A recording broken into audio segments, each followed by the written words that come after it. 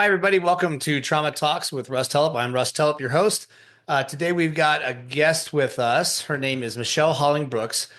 Michelle is a trauma-informed somatic coach just like me. And we're going to chat a little bit and find out her story and kind of what brought her into this space. And I hope you guys enjoy.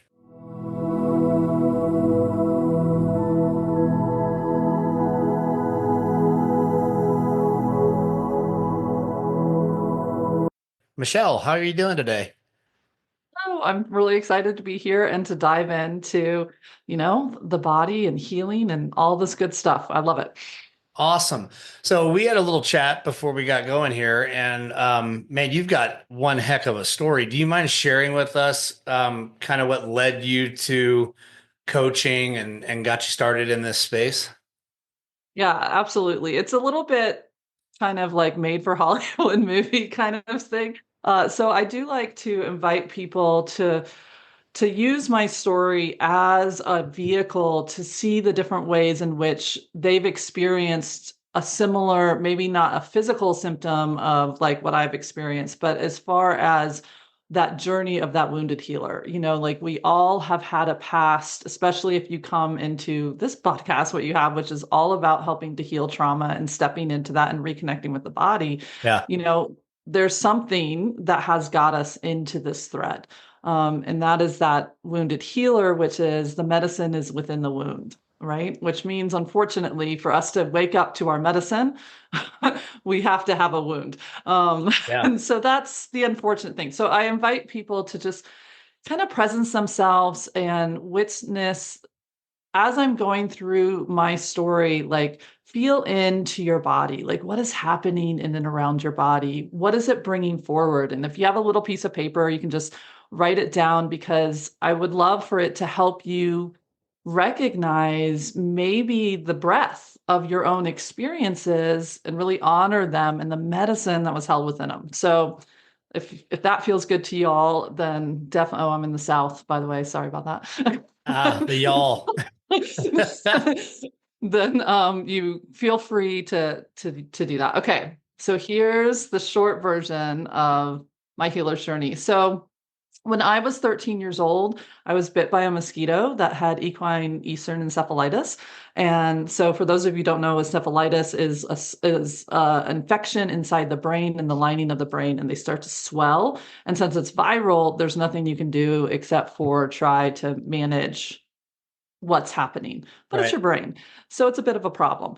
And at the same time that my system was trying to fight that, it happened to domino into spinal meningitis, and it was viral as well. So these two viruses were inside of me. My brain stem was swelling and pushing on everything. My lining of my brain was swelling, and they ended up um, putting me in, I slipped into a coma for 7 days. And during that time, they cut the back of my skull, put me in a halo. Oh, wow. We're, yeah, trying to just, alleviate that pressure as much as they can during that So time. Oh, yeah. the virus was causing your brain to swell, and you said you also got meningitis. Was that a different virus, or the virus spread to your spinal cord? It was a different virus that happened to be in, I guess, the school or in the environment that I was in. Because my system was compromised here, it Gotcha. just ended up having to work with two at the same time, and it lost balance. It couldn't do both. Gotcha. Um, and so that's when I went into the coma. And when I was in that coma, they were telling my parents, like, we don't know. Well, this was back in 1990. They didn't know too much about all these different things. And they were like, like we don't understand quite what's going to happen. This is the areas of her brain that are really vital to her as being able to function. And so we don't know what will wake up. Um, and when I did wake up, I like to preface it and say my family has their version. And Okay. this is one of the things that I invite people to remember when they're doing trauma work is it's not about tending to the other people in your world with your when you go back and you're healing and you're working with those parts of you, honor them for their experiences. And so I honor that my family has their experience, but this is the experience that I had. And I'm not here to try to tell theirs. That's their job to do. This was Sure. what my experience was. And so when I woke up, there were a couple things that were problematic. I was deaf because of all the swelling and the trapped fluid that was within and the pressure that was within that area. Because the most of the swelling was on the back where the visual cortex is. I was blind, but not like dark blind. I was like white blind. So the light absolutely hurt and it was like the aperture on a lens was too open. Yeah. And so everything was just absolutely excruciating, and my system didn't have a way to adjust and And do what it needed to do. how long were you in the coma? 7 days. Okay. And so those were two problems. 13 years old, I'm now deaf, I'm now blind. Wow. I also was paralyzed from the middle of my back down due to where in the spinal cord there was just too much damage from the swelling that was happening. And so I was a little push me, pull me, but I wasn't really little because I went into the hospital as I was about 5'9", 5'8"-ish. When I came out of the hospital 3 months later, I was 6'1". So I Whoa. grew 4 inches in the Wow. hospital. Yeah, in 3 months. So growing Wow. pains are real and they really, really hurt and they're very painful. Yeah, that's a lot But of growth in 3 months.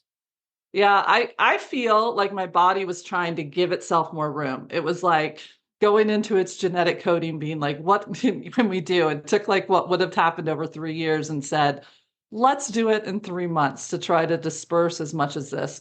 Sure. Um, and so I had no catch. If you pushed on me, would fall over. But I could move my arms and I could feel like I didn't have a word for it back then because you're about to find out why I had no words. Okay. But it was like you go to the dentist and you get numb. You know it's there, but you can't really Feel do it. anything with it. Yeah, Hmm. that's what the lower half of my body was doing. And so I kind of had an awareness of it, but at the same time, I had no ability to communicate with it or send signals or receive signals from it. It was just this weird dead weight that was attached to me. So that's problematic. Sure. And the biggest one, though, that was the big problem is that I had no memory. And so I woke up completely a blank slate, no awareness of who Michelle was, no awareness of who my family was, that I was human, what that meant to be human. And so because of that, I had nothing to link to. I had no tether to the world that I woke up in because I didn't remember it, I didn't know it, and all I knew was I was in immense amount of pain, disorganization, and that eventually my body had zero sovereignty. Anybody could do anything to it, and I didn't understand what those like shadowy things were that came in and touched me and moved me and were putting me in different machines. I had no point of reference for any of that. And so it just became a permanent fight or freeze. And eventually my Wow. system just went all the way down to freeze because they kept restraining me because I was like a little wild animal. So this is the part that fascinates me is so you wake up, you're paralyzed from the waist down. You can't see anything, you can't hear anything, you're in an incredible amount of pain, and you have no clue what's going on or even who you are Yeah. or even what you are. You're like a Yep. blank slate, right? And I Yeah. asked you this question before, almost like a baby, and you had a response for that. Yeah, so a baby actually has memory already. Like when we're in utero, we are syncing, we're having conversations, our nervous system is talking to the mom. It's talking actually through the environment, through mostly how the mom's interpreting the environment around us, but it can feel sound and it works with sound frequencies and heartbeats and all these other things. So it's syncing to the environment. The environment might be a hot mess, but at least it feels that there's a predictability. It's starting to adjust what it needs to do to be in that space. What my body went through with this was was completely blown apart. It was completely disorganized by the disruption to the nervous system. And because of the lack of cognitive connection, I had nothing to reach for. There was a little baby reaches I didn't know to reach. I just knew to push and to fight. Sure. Well, like you said, it's almost like a wounded animal, right? That Yeah. just doesn't know what to do. Wow, that is incredible. Um, I'm assuming you still felt body sensations, somatic experiences while you're in this state, right? Yeah, I didn't have language for them. And so I just really had the impulses for them. But the problem was my impulses were always overrode. So if I did a guttural sound that just like was like a baby crying, like there's something wrong with me, um, I didn't know how to ask for that in a clear way. So and continuously every time I would do something that would ask for help from a somatic point of view or just a nonverbal point of view, it was corrected by I couldn't move my body because couldn't walk, so I couldn't run away. My body was cueing me, run away, that person's scaring you, and I couldn't do it. And because I was so spindly at this point, having grown so much, people could just move my body. They just picked me up and moved me and put me down and strapped my arms down. And, I didn't have a voice of what was happening to me when it was happening. And they just kept doing hand over hand with me to try to get me to eat, to push the button when I felt like, I need to go to the bathroom or something like that. And none of this made sense to me. But I realized that if I complied, if I just followed the bouncing ball of whatever the people around me, I didn't know that word at that time, wanted, everything got better because they went away. If I just pushed the button, the person would come in, they'd figure out what was wrong with me, move me, and not be as upset at me because I didn't have an accident in the bed, you know what I mean, or something like that, or frustrated with that process of if I would just let them pick my arm up and prick it, well, that was them drawing blood. I didn't know what they were doing or why they were doing it. And I didn't even really feel a lot of desire to eat because I didn't even feel connected to my body. So it was a whole hot mess of a disorganization that was Yeah. happening. And I just learned to mimic. I just called myself a great, when I look back and I feel into those versions of me, I was not even like a chameleon, because a chameleon kind of knows it's changing shapes. That those early years, it was just a parrot. I just would match whatever thing was around me because it was the path of least resistance, because I had figured out I couldn't fight and I couldn't run. So there's only one thing left in the nervous system to do, and that's Freeze. just to freeze. Yeah. Yeah. Were but you're aware of all of this as it's happening, right? You can think back and remember all these things, or are people telling you about what happened? And This is my awareness, and my awareness, like the language has come as I've worked through the healing. In the beginning, it was just like blind panic and terror. Like anytime I would go back and feel into that time frame, it was just utter terror, utter like people would ask, well, where did you go when you went into and I was just like, I just went into nothingness, just into darkness. It's not like I had a fun fantasy place that I would escape to, because I didn't know to escape. I had no memory to build off of an imagination of something with. And so it was just pain. I became a very cellular thing that I had to work on later in life, was that earth was nothing but pain, disorganization, and absolute helplessness. Like that's all the earth school is. There's nothing else in here. And so that took a wow, while to undo. I could imagine. Yeah. So eventually, did all your memory return, or is everything that you've got now stuff that you've developed since then? Yeah, so the hearing and the eyesight came back first. It took about 2 years. Well, I guess the very first thing that came back was my ability to walk. And that's where horses, we'll get into that later, kind of come Sure. in. There's a story about how horses were a huge part of my healing journey. We can go there now if you want, or I can keep answering your question. But and then the sight came back, and then the hearing came back because I was traveling and I was going up and down different really high mountains out west. And so, and when that happened, They popped and like this grotesque fluid came out. It was really gross. And all of a sudden I was like, oh my God, I can hear. But they were teaching me to sign and start to communicate that way at that point.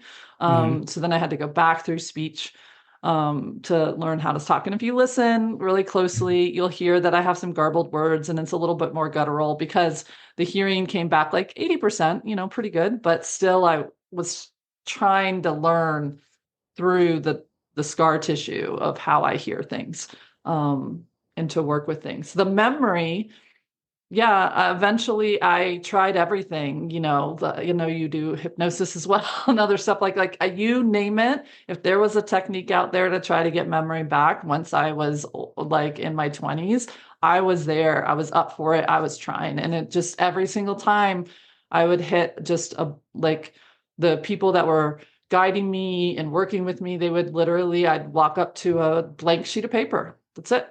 No, nobody could ever get past that blank sheet of paper. And that's persisted until today. It changed, but it changed. I'm trying to think of how long ago.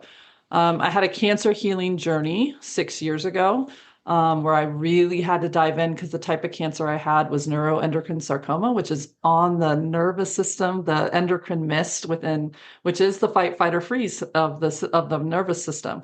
Hmm. And so I had just been swimming in toxic chemicals for so long, my body lost balance. And through the really deep work that I was doing in that realm, I was able to get through that blank sheet of paper. But I needed all the tools in my toolbox to do it. So I understand why my memories never came back before that. I would not have been able to maintain balance with that version of Michelle and this, what I'm, because one of the things that happened in my family is why I say they're two different stories is originally with my family, once I figured out I had a voice and I started to use that voice, they said the minute I woke up was the minute their Michelle died. And so that was a whole situation Wow. amongst itself. So you are a trauma-informed somatic coach. Yeah. You do somatic, spiritual, and equine healing. Can you talk a little bit about the spiritual side of what you do? Yeah, the spiritual side was definitely something that I came into kicking and screaming. I was the science person. Like once I decided to come back into Earth School, I wanted to know why my body had healed. Like why had it figured out how to walk again? Why had it figured this out? Like why was my mind struggling the way it was? And so I dove like crazy into neuroscience and to attachment work and all these other different modalities to understand why it was happening. And that's where I was willing to sit because my family, with their story, has a very strong religious point of view of like why I was saved and blah, blah, blah, and all that other stuff. And I didn't want to have anything to do with that. Sure. So it took me a while. I was very willing to go into shamanism because I could feel the energy of everything because when part of your senses are taken away, the other parts that come forward. And so I like to say I speak body first or somatic first. I got very good at being able to feel people's auras and energies Yeah. way before they ever physically got to me. Because if I waited for them to physically get to me, I couldn't adjust my body. And since I had no other chatter telling me that this was not how people communicate, I had nothing to stop me from learning how to talk that way. Um, and eventually, though, I really came to understand that I could go mind body all day long. But unless I put in this third leg, mind body spirit, I really wasn't viewing myself as a whole being. And I wasn't allowing myself to have inner wisdom and a wise one. I was taking myself down to just nuts and bolts and pathways and um, firing of synapses, like I was taking out the soul, the essence Yeah. of me.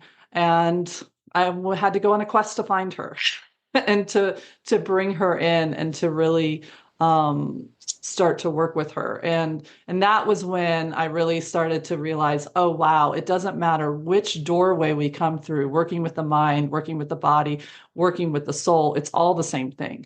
It's all about helping us build a connection to ourselves as a whole unit, and seeing the beautiful essence that each one of us has to contribute into that whole interconnected weave. And once I got that, I was like, oh, this is healing. This is wholeness. It's not just a mindset hack or a nervous system override of like forcing my breath to like trick my system into going into parasympathetics. It's actually a willingness to exhale, and then a willingness to breathe in.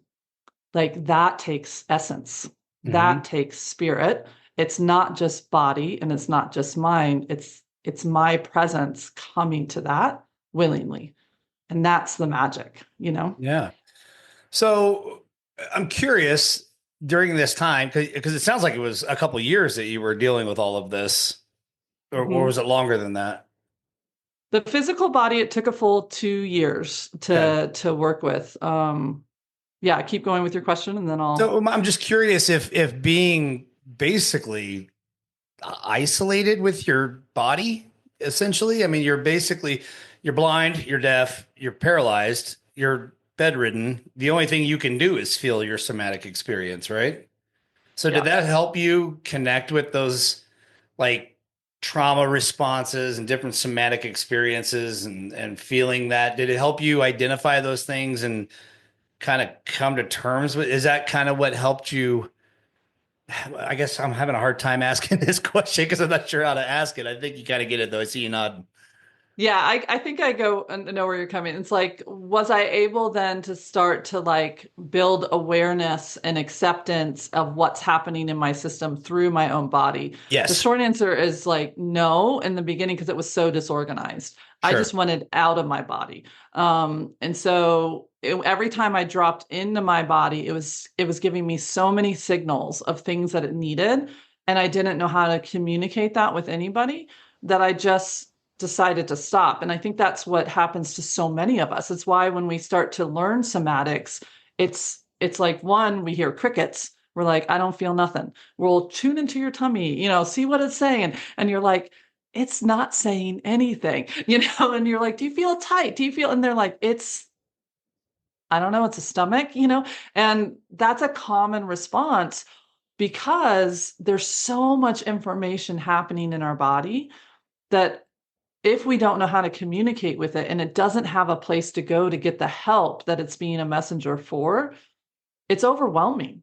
And so we do just numb out, avoid, disconnect, and separate. And that's what I did early on. It took me into that journey of waking up to be willing to turn towards my body in a helpful way. Now, what I did figure out how to do was to read you. I figured out how to read your body from a mile away and start to realize, okay, they're agitated, they're irritated, they're tense, their jaw is tight, they're this, that, and the other. Okay, how do I need to adjust to like be 2D and not trigger a time bomb? Or wow, this person is coming to me needy, it wants something, like it. What I would say I honed in that time frame was feeling the energy of the person walking up the stairs so I could get my body prepared. If they were upset with something that had happened before, when they came in to tend to me, they were quick, they were harsh, they removed me in ways that wasn't like inviting me to be a part of that conversation. If they were sad and upset, they would come into my space and get even more sad and disappointed and upset because I wasn't doing something they wanted me to do, and so learning to track the other person became more of a priority to me because that's what I needed to survive versus tracking myself because I didn't know how to tell anybody anything that I needed. Wow. That's a heck of a story, man. That's wild. Um, so being a trauma informed somatic coach, how long have you been how long have you been working? Because it looks like you've been doing mental health for about 20 years. How much of that time have you been a coach? So in the beginning, I started off solidly on the equine side because that was how I literally brought myself back in. Horses were what was the carrot to get me to come back into reality and not disassociate as much. And so I wanted to have that same environment for somebody else to provide that for them. Mhm. And as I was doing that, I started to really recognize that what was being created in those moments between the horses and the client and myself, or a therapist, if they were in there, like a speech pathologist or office space there, like whoever that was in there as well and part of that team, is that it was if the person's body didn't feel safe, it didn't matter how amazing the interventions were, how brilliant the questions were, it didn't go anywhere. Right. It didn't do anything. And I also realized very early on the horses were reading the body and the energy and the field and the nonverbals. I was reading that, but nobody else in the room was reading it. And very quickly, people started to be like, Michelle, how did you know to pause that whole conversation and just say, hey, let's go for a walk? And let me just walk with the person and let me start to match, like in a rhythmic motion with whatever they're doing. If they're erratic, I'll be a little erratic, but then go into a rhythmic sway with my body and then I'll go back. And pretty soon I realized that in talking to the body, that was the gateway. That was the gatekeeper to the whole rest of the system. That if I tried to go through the mind, I'd get kind of far, but not too far because I would hit all the protectors. And if Right. I tried to go through the heart, it would be too much too soon and it would flood the system. And they would say, we don't have enough capacity for this. We're out of tolerance. But if I went through the body, that was the thing. So that became pretty early on in 2008 when I started Unbridled Change. That was a core concept of what we were working with as somatic work was in there, in addition to the best practices and all the other good stuff that was in there. Yeah, and imagine, which is a great segue, by the way, to talk about your equine therapy. I would imagine working with the horses helped a lot with like mutual self-regulation, co-regulating with the horses. Is that kind of what the main benefit of that was?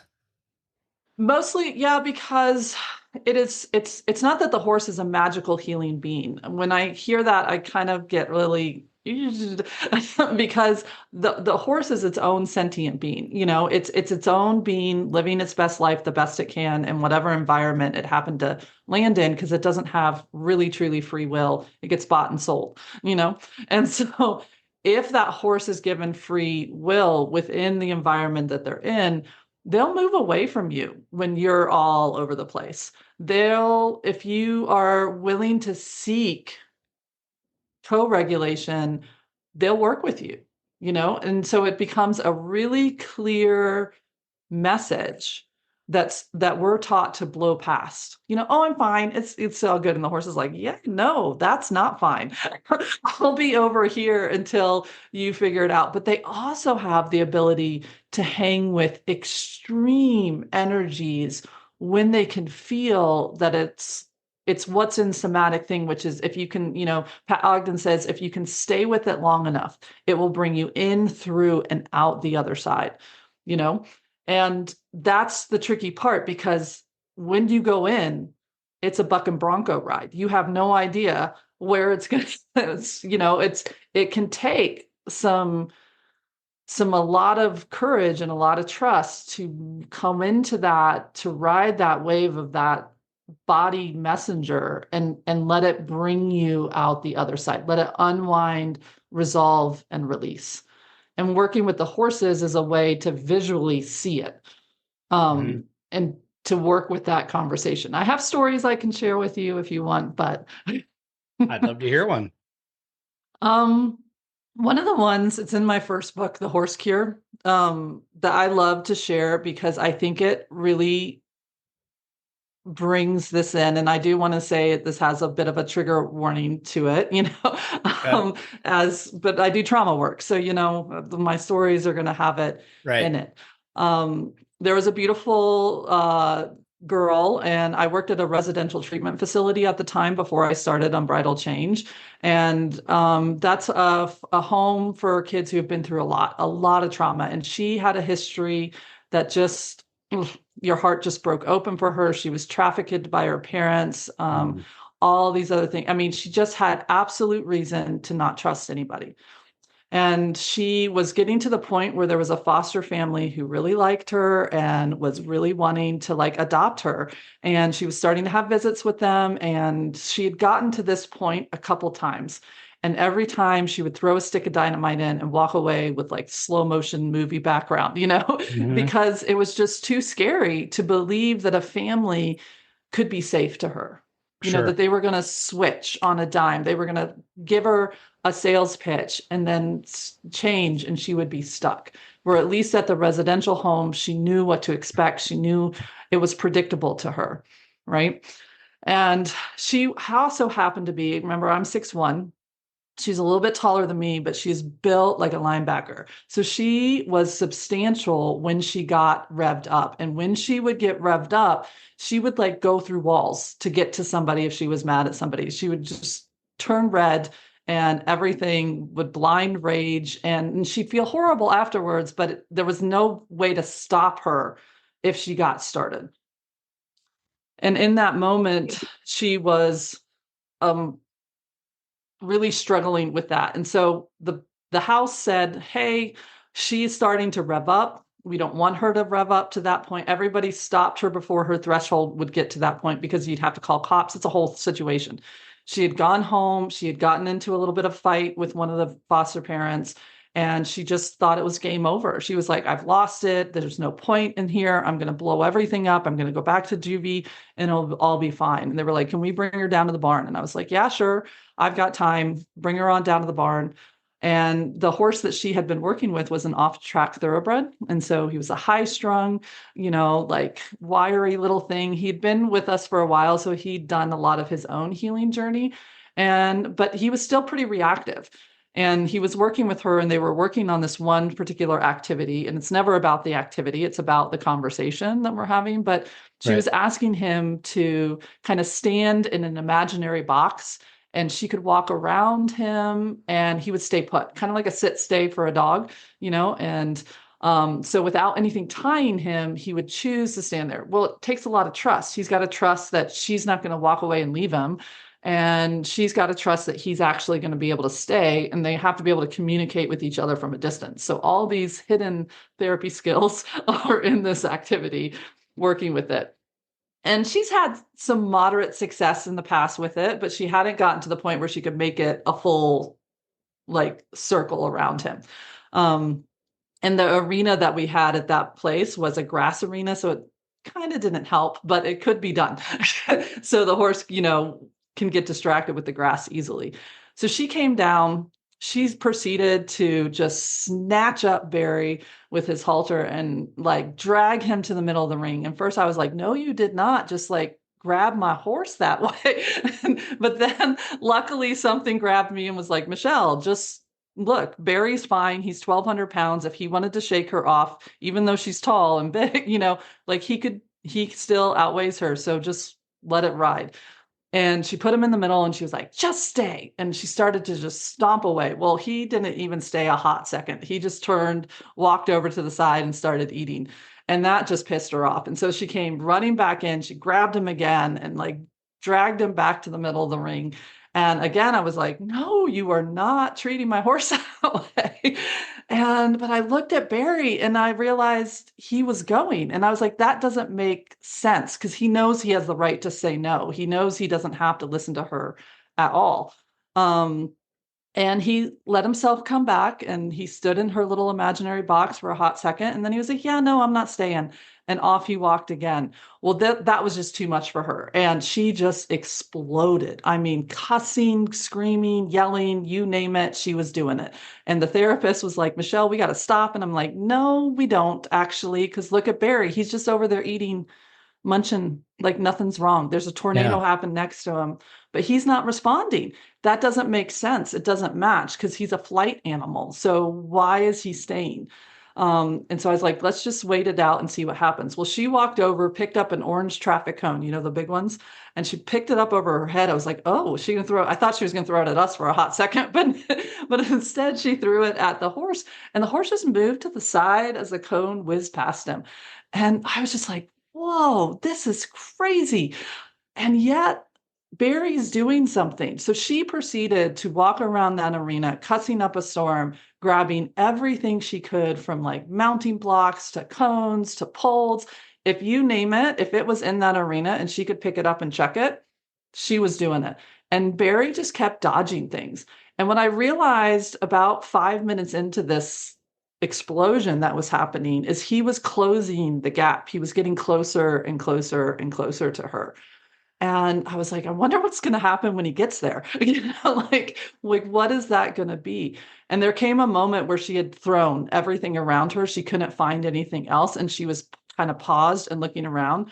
And Barry took that opportunity on his own. He's at liberty. He's not attached to any of us, to close the gap. And I thought at first he was going to run over her. I'm very grateful he didn't. Instead, he just kind of pushed into her with his chest, and she pushed back into him, and he met that, and he put his head up and over top of her and just held her. And she was like wailing on him, like, stop, I hate you, get away from me. And eventually, though, you could hear, she shifted. She just started sobbing and sobbing. And she's holding him, and she locked her arms up over his head, and he lowered his head slowly, brought her to the ground. And she just sat there in front of his legs, like she's right in front of his legs with his head up atop over her. And she just sobbed. I mean, just those full body sobs. And the therapist is like, oh, I need to get in there. And I'm like, don't you dare interrupt this. Like we need to wait. And she just kept doing that. Eventually you couldn't hear any sobs, but you could feel and see her body still kind of moving. And eventually, after that kind of stopped, Barry picked up his head. Her arms were still on his neck, and she wanted to go with him. So she stood back up. She buried her face kind of like in his mane, and she just breathed for a few seconds. Therapist was like, can I go now? I'm like, no, don't go. They're still having a conversation. And once she got done, she came back, and her poor face was just smeared with dirt and sweat and tears. And she stepped back, and he just stood looking directly at her. And as she stepped back, she started to walk in that circle around. He didn't move a muscle, Russ. He stayed perfectly still. She walked all the way around him in a full circle. He didn't move. She did another one just for good measure. And eventually she got all the way out to the edge of the arena, like 90 feet away from him, made a full entire lap. He followed her just with his eyes, just turning his head, stayed completely in attention to her. They came back together. She gave him a huge hug and a kiss and said thank you. And then she turned to us. I was like, okay, therapist, now you can go. That is amazing. Yeah. Man, I got goosebumps from that story. It was that moment that her body, because of her size, no therapist could do that in an office. I mean, how could you ask a therapist to ride that wave? But all those times her body had been overrode, all those times her voice had been silenced, all those times people did leave her. So what she said to me when she came back is she goes, he didn't leave. No matter what I did, he didn't leave me. And I said, yeah, this family, they're not going to leave you. They're in it. And that was the moment we could then be like, okay, so do we need to get that big? And we could keep working with it. But that's our bodies. They're so constricted. There's so many times that we just explode. And what is that explosion? That's a message of saying, I need help. Yeah, absolutely. Wow. Man, that got goosebumps, like I said. Unbridled change. So you started a 50c3. Mhm. Can you tell us a little bit about that? Yeah, so once I kind of had done the working for other people, I really felt that I wanted to bring in an organization that could do horses if that's what people wanted, but then also could offer the somatic coaching, the healing coaching and wellness, the energy work and the spirituality that was could offer the freedom of all of that. And it was really hard to do under anybody else's program. So when I started Unbridled Change, I did it with that specific intention that I wanted it to be a sanctuary, a place that people, no matter which doorway they wanted to walk through, could find a place for first to have hope and then to start to heal whichever doorway. Again, maybe that's the physical doorway, maybe that's the emotional or the mental, or you want to come through the esoteric. Okay, cool. But eventually we're going to bring you to your body. And eventually we're going to bring you to that connection with your true self and being able to liberate that from all the different ways that it had been burdened. And so Unbridled Change seemed like a pretty fitting name for that. Yeah. And I wanted it to be a 501c3 because I wanted it to have an educational component. I wanted it to have the ability to work with people across the spectrum in sliding fee scales and meet them where they're at and be really a community. So that's why I did it as a nonprofit. That's amazing. Website for the nonprofit? Yeah, it's unbridledchange.org. Okay. And then I'm assuming that it's a local thing, right? So it's people locally that come in for Yeah, coaching or that's the beauty about running your own business. Originally, it was like that bricks and mortar, so you had to be local to really access. And then in about 2016, I started to really get the nudge. The horses were like, okay, we love doing this. We'll keep doing this, but you really need to bring this to a wider population. I can't bring a horse everywhere. right. So it really challenged me to come out from behind the horse because that was my comfort zone. I liked partnering with them. I liked having them with me in these riding these waves with people. And so in 2016, we branched. We did a pretty big pivot and opened ourselves up to distance work. So we now coach, via online and working with other things like that. And I like to say all the things, the tricks in my toolbox I learned from a horse first, but now it can come into anyone's. And we also offer workshops. I have my second book getting ready to come out in summer of 2025. So I'm super excited about that. And that will it's based in somatic work and bringing you into that bridge of connection, which is my method. So. Okay, cool. So you work with people all over the world who are All over the looking for world. coaching, Yeah. and you also have a podcast too, right? Yeah. So Soulful Practices. I got a wild hair and my team was like, Michelle, why are you doing this? And I was like, because we had a membership podcast. But yeah, I wanted to bring this concept of dialoguing with the different, I call them beings of the body, the mind, the heart, and the soul, and how to do that in a somatic way. And so Soulful Practices podcast is the name of my podcast. And I share a quick little quote, build a little bit of a teaching about what that invites us into exploring. And then I lead you through a process with it. So you get to On the experience podcast. it on the podcast. Very cool. And Yeah. then where can they find that? Are you on all the platforms? Two, working my way. So it's on YouTube right now and Spotify and working my way to the other ones. Okay, cool.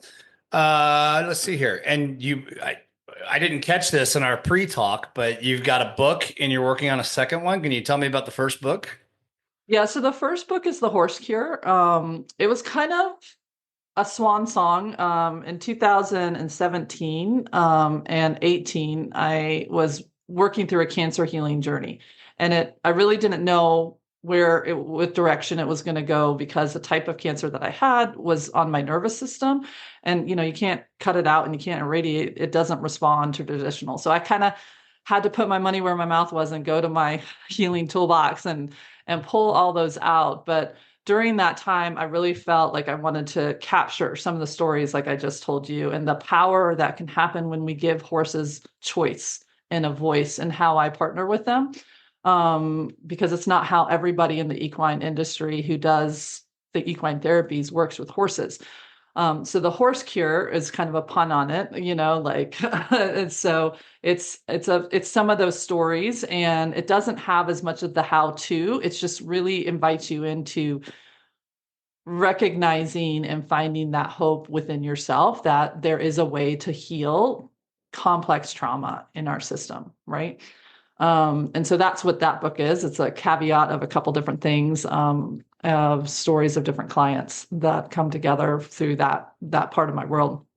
The second book, though, that's coming out in 2025, that book is more of like an actual like soul workbook, as I like to call it. Like it's there, I'm meeting you and I'm walking you through as if you had me as a coach sitting right there next to you, helping you on your healing journey.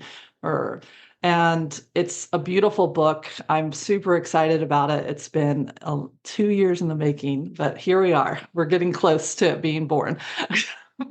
That's awesome. Let's see here. So, okay, I've got a question for you because this popped into my head just a few minutes ago while you were talking. What was the name of the infection that you had in your brain? Encephalitis. Equine It's encephalitis, equine right? stuff. Yeah. So it came from a horse. I Yeah. know, kind So of ironic, is there isn't a it? connection there? Yeah, it did come from, there was an outbreak. We didn't have horses growing up. I just rode at the local barn, but somebody who had horse went down to Florida there was an outbreak of equine encephalitis down there. And when they came back, this little mosquito took a ride in their trailer, and that little mosquito and I decided to have a dance. And um, yeah, I ended up with it. So it's Wow. kind of, that's why I like the archetypal pattern of the wounded healer is the medicines in the wound. The wound came from horses, and And that so did the also was the healing. medicine. Yeah. Yeah. I did a show with another guy. He's a grief coach, and he lost his son about 2 years ago. And he refers to those things as gifts and crappy wrapping paper, which I I like which I that. really enjoyed. Yeah, it's really good. And it's true because, like for me, I had an immense amount of childhood trauma and abuse, and then some really, really traumatic relationships over the course of the last 20 years. But those are the things that led me to wanting to helping myself first of all, and then wanting to help Mhm. others. So yeah, it's true that trauma can do some pretty amazing things for you once you start to heal. Yeah, and it can become a catalyst. And I always like to like put the caveat right here because I fell in this trap. I don't know, Russ, if you've fallen in this trap or you might have heard other people. It's like I had done a weird thing where I was like my purpose was to have the trauma so that I could do my purpose work. And I did this weird like thing where I had made it to where that trauma was a part of my life and like all this other stuff. And when we do that, we wrap ourselves in this weird savior kind of a thing, like where we have to take our trauma and turn it into something. And sometimes our trauma healing is just for us. And sometimes, yes, you do turn into the wounded healer with it. But I also like to tell people that trauma is the crappy paper that sometimes just happens, right? Yeah. And we can ask why all day long for it because they're like, oh, that's why you were born, Michelle. When some people hear my story, and I'm like, whoa, hold up.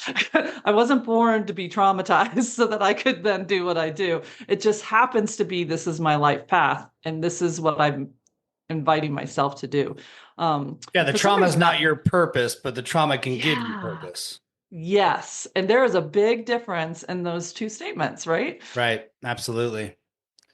Wow, Michelle, this has been a heck of a conversation. I really enjoyed talking to you. Thank you so much for your time and coming on and sharing this story with us. I would imagine that out there's probably a few listeners that have been triggered over the course of the last 30 minutes or so that we've been chatting.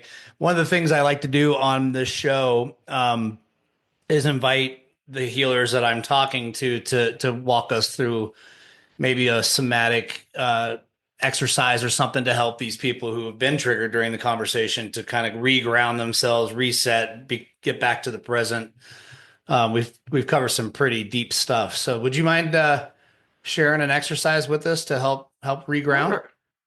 Sure. Why don't we do like a quick, what I call like a check-in on the Okay. system? And so the way I like to work with, and I've been taught to work with somatic one, is we don't try to change anything right off the bat. We don't try to change our breath. We don't try to change the way we're sitting right there. All of that is beautiful information. So if you and your listeners are willing to just kind of go soft eye and tune in. What is happening in and around your body right now without changing a thing, without judging it or bringing it into it's doing something right or wrong. So, what is happening? Maybe notice your breath. Has it been kind of clenched? Does it feel free? Kind of go through the zones. What is your head feeling in this moment? Is your jaw tight? Does your abdomen want to take a nice deep breath in and out? Check in on those shoulders. What are they doing? Are they up by your ears? And so maybe just give them a little bit of love, see what they want. Yeah. Check into those forearms, an often forgotten part of ourselves.